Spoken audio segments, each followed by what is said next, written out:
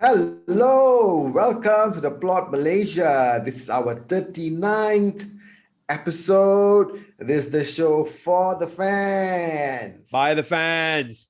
All right, another Euro day. But before we start, a quick announcement from our product sponsors, Planet Health. Today, we are also going to be talking about the mud pack. Okay, mud pack. As you can see, the mud pack over here, rosemary and green apple, very, very good for your skin.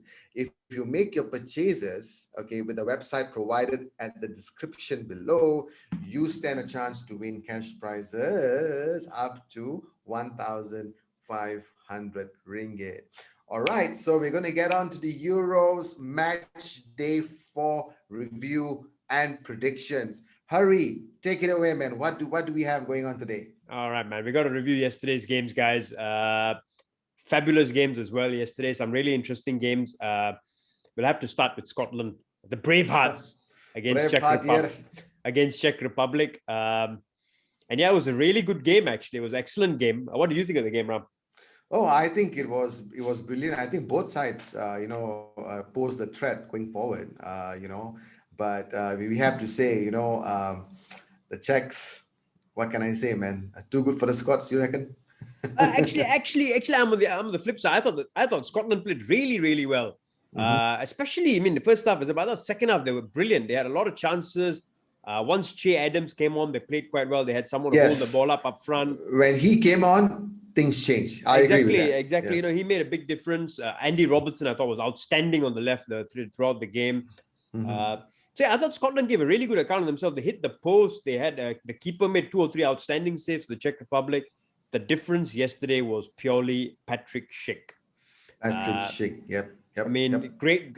Fabulous striker. He used to play for Roma. Didn't have a successful spell at Roma, but very prodigious talent. Was rated very highly. He's now resurrecting his career at Bayer Leverkusen. Bayer Leverkusen. But 2 outstanding goals yesterday. The header was brilliant, but that second goal is goal of the tournament. Hands down. Goal of the tournament. Hands down. Goes to the tournament. Hands down. Conversation over. Yes. Patrik Conversation Schick. over. My goodness. What a hit. And the curl. Oh my goodness. Yeah. From outside in with a lob Outside in. perfectly in the right specific spot of the goal where the keeper could not even get close to it. Brilliant. Absolutely brilliant goal. Hurry, they said, from of course where we were watching from, of course, the telly, right? It looked easy. To some people think it looks easy, but actually it's not easy. You have to look for the keeper to see whether it's off his line, okay, and how close proximity, will your ball actually go into the net. And the way he curled the ball in and the way it just entered the net, that was perfection at its best. Was perfect because you can see the keeper of the goal. You can have the intention. You can be smart enough to see it quickly, but then you have to execute. And his execution was brilliant as well. So fair play, and that was a goal that deserved to win any match. Shame for the Scots because I thought they gave a really good account of themselves, and I thought they had a really good game actually. In fact, in my opinion, they had the better chances throughout the game. So, but big game now for them to stay in the tournament. They have to beat England. So it's going to be a classic exciting clash. Exciting clash. I think the Scots missed a big player yesterday. Kieran Tierney, he was injured, but apparently he should be back for England. So, and I think they will start with Che Adams up top, and I think that will make a difference. I think they still got a chance, but they got to really. It's going to be a difficult game against England, but let's see what they're made of. But the Czechs, Patrik Schick, he's put himself in the shop window. I think he could be a striker that people look at. I was just thinking of that. I'm thinking, wow, this guy, Bayer Leverkusen, okay, he's doing really well. He's got 2 good goals. I think both the goals were good from him, for the Czech Republic. I think, he will definitely, make a mark, possibly in the Premier League, maybe in Italian Serie A. But quick question to you, Hari, if you, of course, talking about fantasy football manager, or if you were a manager of any footballing club, who do you think, would be best suited, okay, to get his signature? Oh, listen, he's a good talent. I think clubs would want to see more of him, not just base it on one game yesterday. But he's always been regarded as a big talent. I know Juventus were after him at one point in time before he moved to Roma, I think. So he's always been regarded as a big talent. And I think there are quite a lot of clubs who are looking for strikers. So Tottenham could be a good pick. Okay. If Tottenham are losing Harry Kane, he could be a good striker for Tottenham. Okay. So there's someone to look at because he's got the talent. He just needs the right place, the right club to develop in.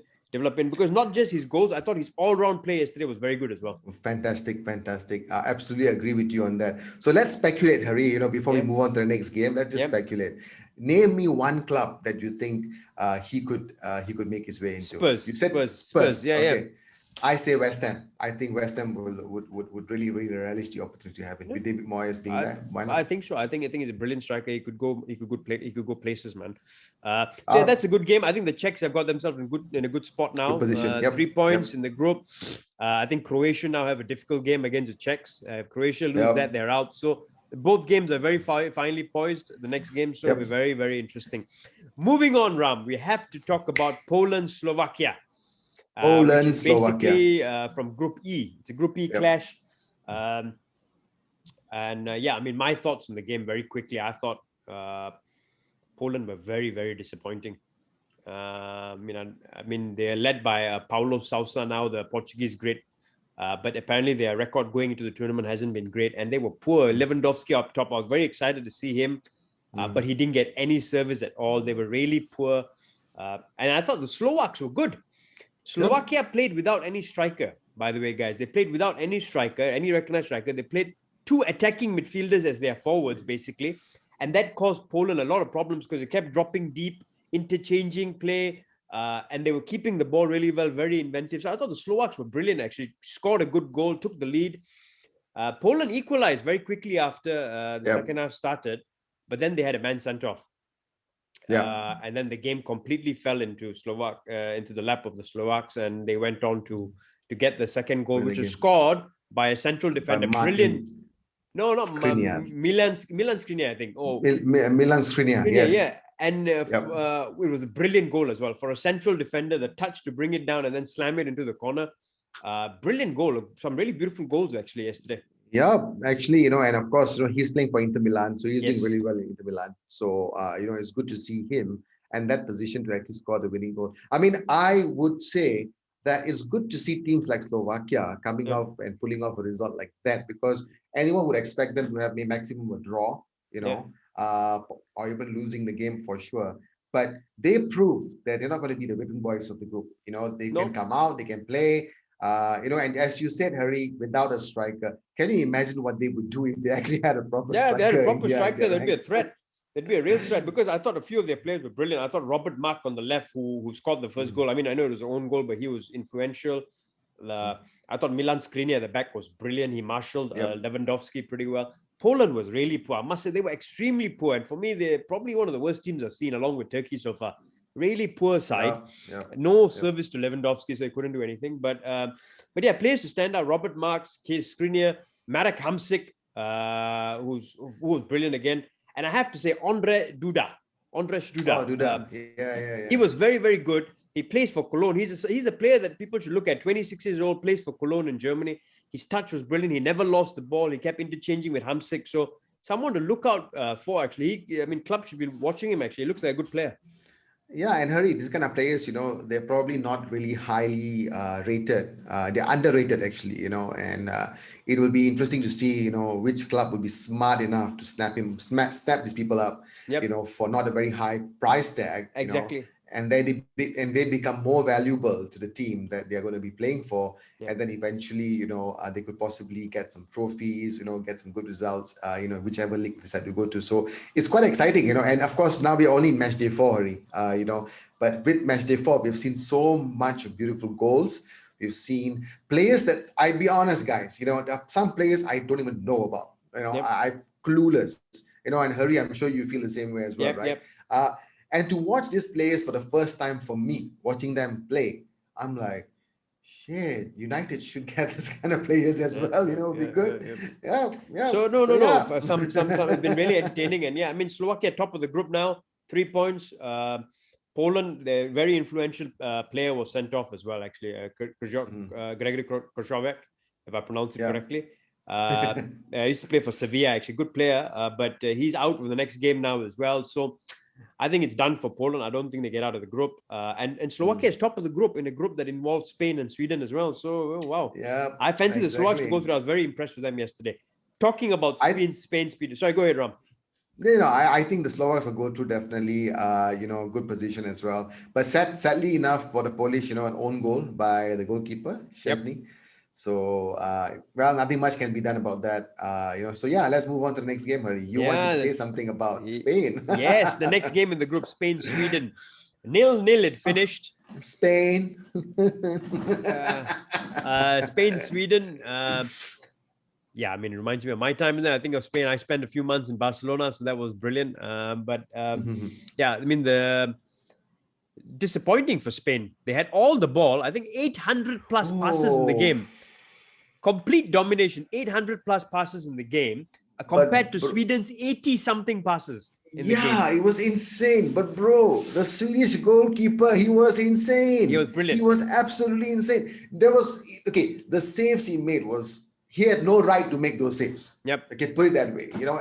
And right at the death up to the stoppage time, there was 6 minutes at the end.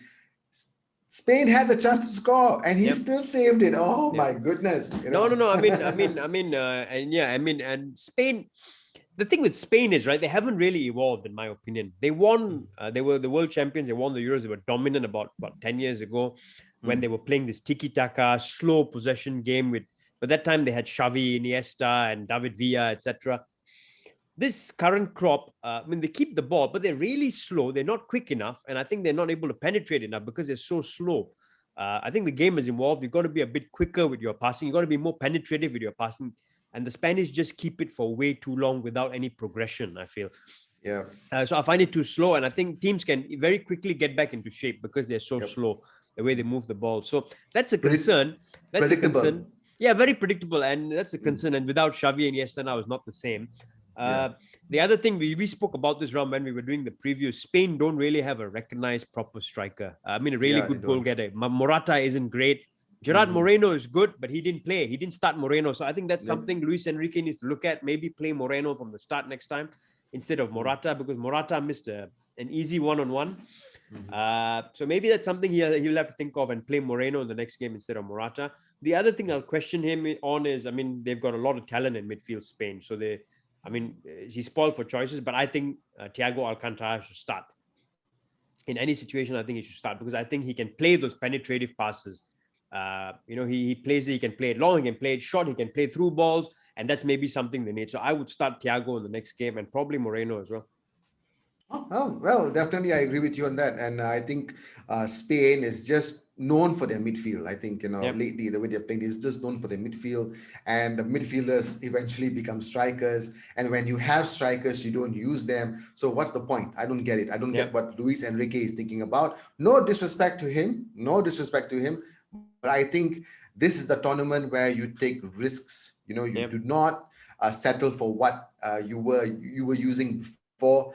I feel he wasn't prepared to take those risks, and I think that cost him badly. And the next game, hopefully he does something different. And they have to, right? They have to get out, because can you imagine if they fail Spain? Then he's going to lose his job because he's left miserably. He left out Sergio Ramos. He took a big risk by leaving out Ramos, etc. And Ramos would have been a good leader for them here. So, he's basically put himself on his head on the chopping block here. He needs to pull some results out. Sweden, on the other hand, they just had a defensive job. They did a defensive job, 80 something passes the whole game, but they had one or two really good chances. One thing I've got to say, it is another good striker. If United are looking for a striker, Spurs are looking for a striker, I know he's wanted across Europe, actually. Alexander Isak is a fantastic striker. He's got pace. He's got a great touch on him for Sweden. He's someone to look out for, guys. If there's a team looking for a striker, he's very highly rated. They call him the next Zlatan, and he's someone that a team should be looking at to pick up. And he apparently had a good game again yesterday. Well, I think that's a good player, of course, Isak. And I think a lot of teams will be looking at Olsen as well for the saves he pulled off. So he could be on the market as well. You never know, for those teams who are looking for a goalkeeper. So how do you think overall, Hari, match day 4 went before we sign off? How do you think it all went for you? It was brilliant. It was great. We saw the goal of the tournament. We saw a red card, the first red card of the tournament, and we saw Spain being predictable. I mean, Spain have got to buck up to get through. That group is a very close group now as well. Slovakia leads the group, so we'll see how that pan out. Before we go the round, we have to talk about a group of death tonight. Two huge games: Hungary, Portugal, and then France, Germany. Oh my I need to get your predictions on this one, Ram. Hungary, Portugal. Hungary, Portugal. I'm going with Portugal. I think Portugal will ease this one 2-0. I was going to say the same. Portugal to ease this 2-0, and then France, Germany. Oh, this is a tough one, Harry. France are the hot favorites, of course. France are the hot favorites. Germany, of course, they are of course pretty good in tournaments like this. Joachim Löw's possible last tournament. I mean, his last ever tournament with Germany. I think they might give him a good send off. So I think I'm going to go with Germany on this one. Maybe say 2-1. That's a surprise, right? Because everyone is going for the French in this one, but I'm actually going for the Germans as well. They're a tournament team. They're set up to win tournaments. They always come into their own in tournaments. So I'm going for Germany to win this 2-1 as well. Harry, this is the first time in all our episodes for two predictions that we, I mean, the two predictions that we're going to both have the same score and we predict the same team to win. But guys, don't listen to me. I got my predictions wrong yesterday again. I went for Poland to win. I went for Scotland to win. And I went for Spain to win. And I got all of that wrong. So what do I know? Anyway, guys, listen, stay tuned. We've got you covered. We're going to review the group of death games tomorrow as well. But in the meantime, thank you, guys. Of course, Harry, always a pleasure having you on. See you again tomorrow for match day 5. But before we sign off, of course, our product sponsors, Planet Health, with the mud pack and rosemary and green apple for your skin. Really, really good. Stand a chance to win cash prizes up to 1,500 ringgit if you make your purchases today at the description below. So cheers, guys. Just very, very quick one. We've got a special episode coming out tomorrow, guys. I mean, tomorrow, guys, I think with some special guests from abroad, Spurs fans, and we're going to discuss the Euros with them. We discuss the Euros with them as well. So stay tuned for that episode as well. Stay tuned. Thanks, Harry, for reminding us on that. It's going to be exciting. So, guys, signing off from the Plot Malaysia. This is the show for the fans. By the fans. Euro.